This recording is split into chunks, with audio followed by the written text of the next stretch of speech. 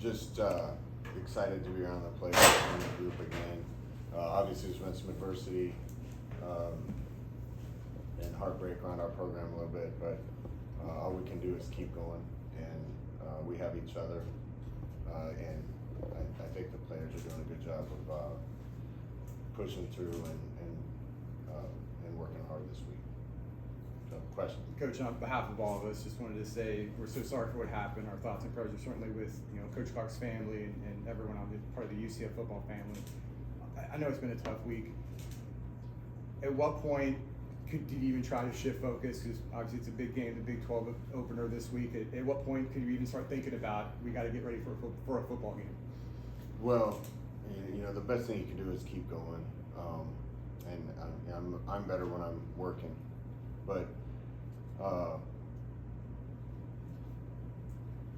we're still going to get our work done, and we're still going to work hard. I just think the emotions of the last couple weeks have worn people a little bit.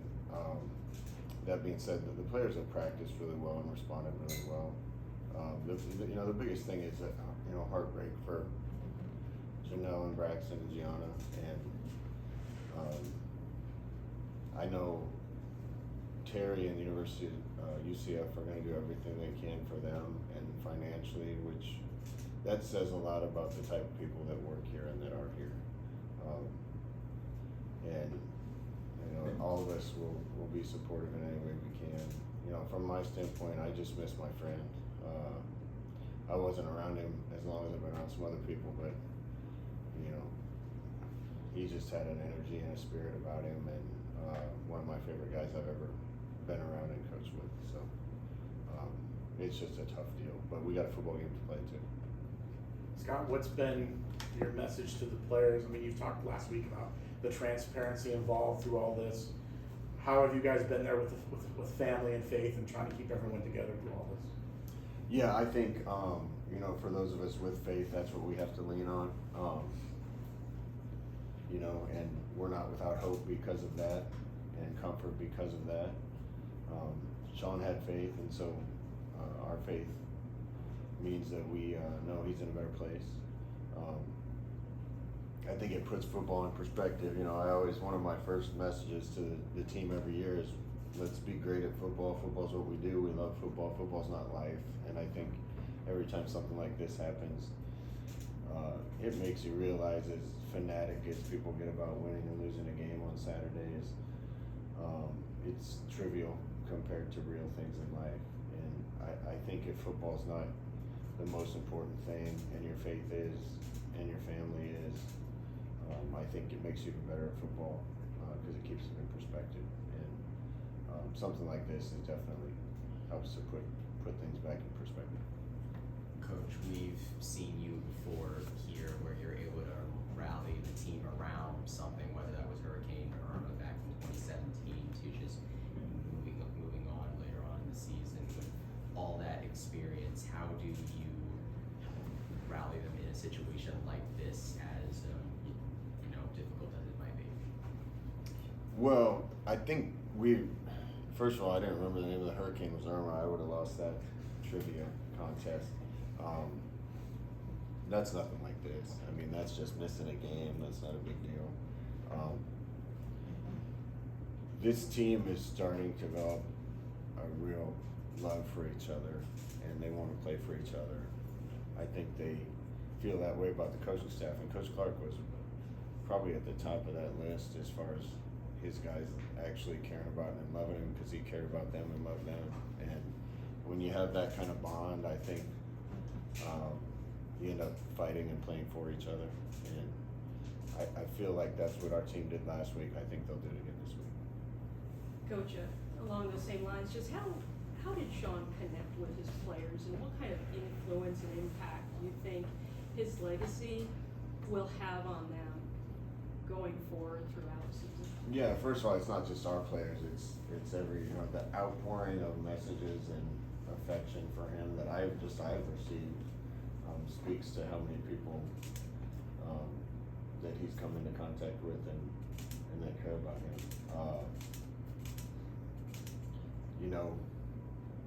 Kids are smart, and they can tell if somebody's actually cares about them and loves them and has their best interest at heart, or if they're just there to use them as a tool to win football games or move ahead.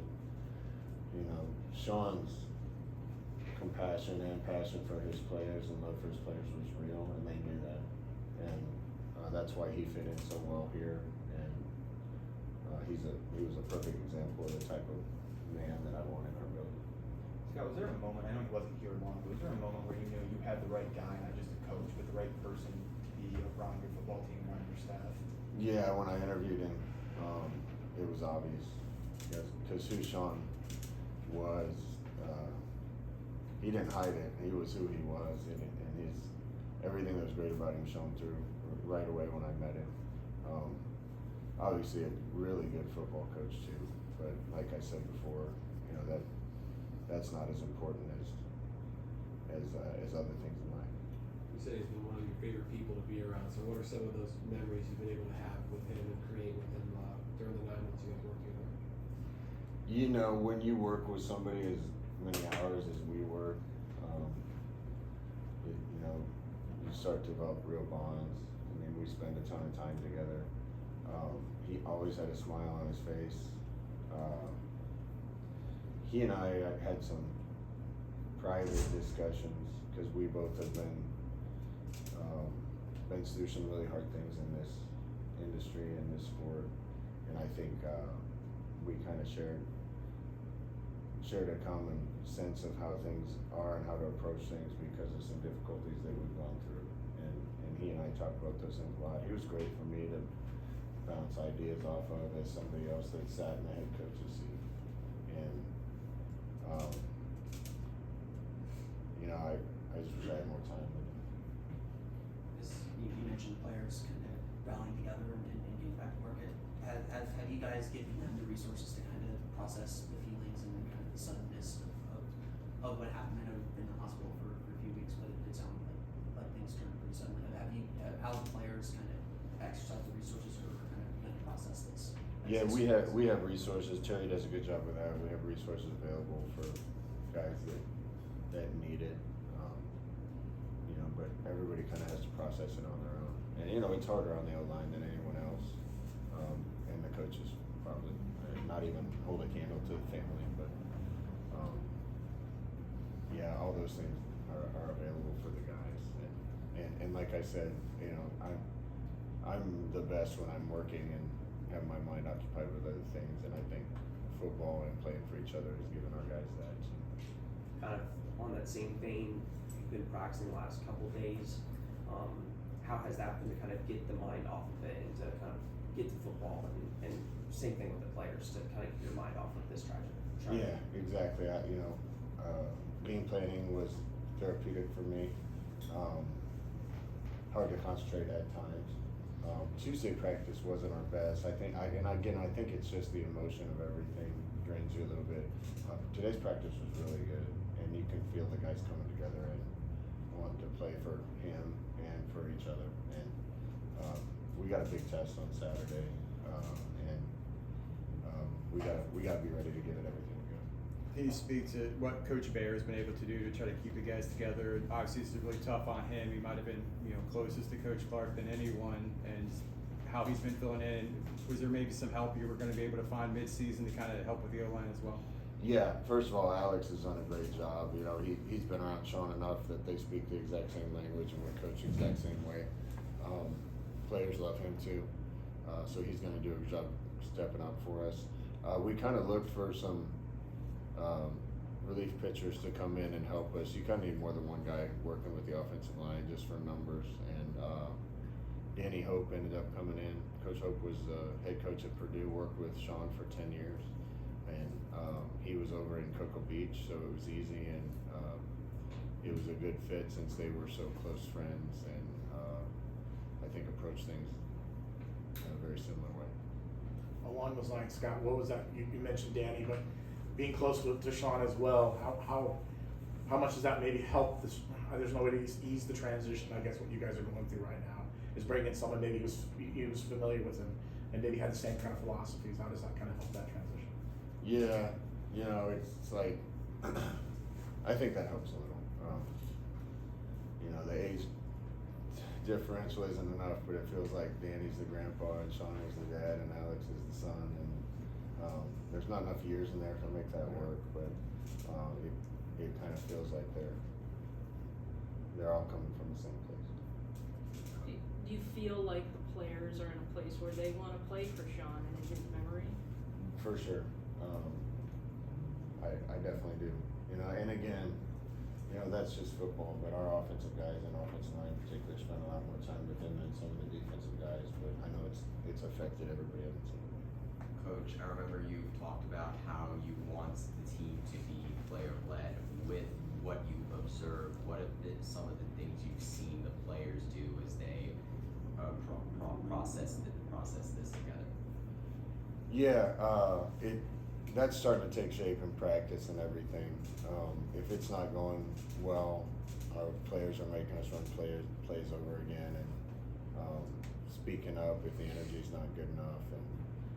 And it's not all player driven yet, but it's in a pretty good place. And you know, I don't know the conversations that are happening in the locker room, but I'm very confident that the right things are being said. Scott, I'm sure there's some sort of plan to honor Coach Clark, whether before the game on Saturday or when you guys come back and you get some sort of big tribute. Yeah, you know, it seems so trivial. We're going to put our sticker on our helmet with his initials, and you know, you just wish there was something more than you can do, and you can't. I think the best thing we can do is cherish the time that we had with him and try to fight on. Couple more. Kind of hate to change the subject here, but obviously big game with Kansas State. I know you've got connections to Coach Kleiman. Could you kind of speak on that? You guys, that was kind of your first coaching gig, right? When you were in Northern Iowa coaching on defense. Just what do you remember about Coach Kleiman from those days, and just maybe your overall impressions of Kansas State? It's my second coaching gig was with Coach Kleiman. My first was at Kansas State. I was a graduate assistant there in I think 06. I loved my time in Manhattan. Really good fan base. You know, being from the Midwest, it was a fun place for me to live and fit me well. Left there to go to Northern Iowa and worked with Coach Kleiman on the defensive staff. And, you know, just a ton of respect for him. We were friends, still are. He's done a great job with that program. And, you know, they've been really close to winning every game they've played. And I know coming off a bye week, they're going to have smoke coming out of their ears. Our kids know that too, and I think they will as well. You're going on the road for the first time this season. It's the Big 12 opener. I mean, how does that kind of galvanize the team when you're all together on the road, you against a hostile environment? Yeah, to this point, every challenge we put in front of the kids, they've done a pretty good job with it. You know, this is a whole new challenge. You know, fighting through emotions of the week, going on the road, playing in front of an opponent's crowd. You know, some new challenges that a lot of the guys frankly haven't faced yet. So we're trying to prepare them as well as we can, and it's going to be a tough test, and we got to try to give ourselves a good chance. K-State started the year in Ireland, and I know a few years ago you did that with Nebraska. There's just kind of a theory that there's a little bit of a hangover or difficulty getting back to things when we get back stateside. What was kind of your experience with that? And you know, is it as difficult from a logistical standpoint as maybe expected? Yeah, that's probably just coincidence. Now, you put a lot into that game when you go over there, and I think if you win it, it can catapult you, and if you're not careful, losing it can kind of set you back a little, but temporarily. You know, they had a bye week. They've had a chance to kind of talk about things and resettle things, I'm sure. So we're going to get a good version of them, and we got to give them the best version of us. All right, thanks, Scott. Thanks, everybody. Thanks, Coach.